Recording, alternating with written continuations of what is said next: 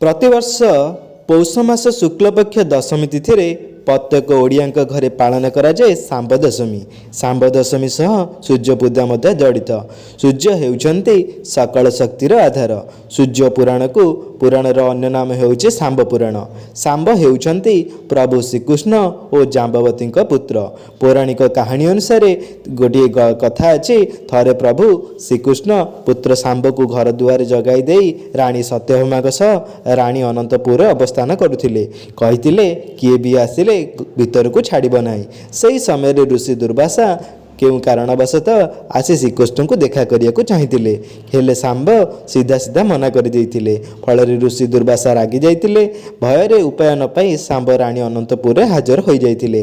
श्रृंगार क्रीड़ारत श्रीकृष्ण यह देखि पुओ को अभिशाप देले, आज तुमको कुष्ठ हो जाऊ।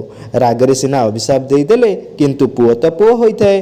तापर ऋषि को पचारे जे किपरि निराकरण पाइपरिवे। ऋषि निर्देश देले, कलिंग देशर अर्क क्षेत्र चंद्रभामा तीरे सूर्यंकर अर्चना कले सांब रोग मुक्त हेबे। सांब सेठारे एकालय ध्यानमग्न होई सूर्य को देखुतिले। समुद्रर कूलर वायु और जल रे सांबकर क्षतस्थान पूरी उठिला। जल दर्पण करी सांब सूर्यंकर विभिन्न नाम को जप करुथिले। आउ पर सही स्थान रे रविनारायण पूजा पाई बाली रे मूर्ति गढ़ी।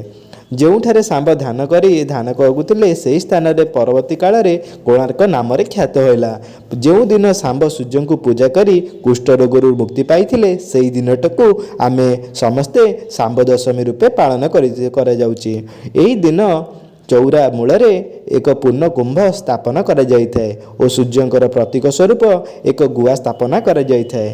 क्षीर खीरी भोग फल इत्यादि पूजा करा जाइथाए। एही सामग्री मध्य गोटे बुढ़ा चकुलीर अधिक प्राधान्य दि जाइथाए। सूर्योदयर 7 घंटा मध्य समय समस्त पूजा कार्य समाप्त होता है। श्रद्धार सह विधि अनुसार यही व्रतटी को पालन कले नारी माने सौभाग्यवती और संतानवती हुअती बोली विश्वास रही और माँ माने संतान मानकर मंगल पाई यही व्रतटी को करिथांती।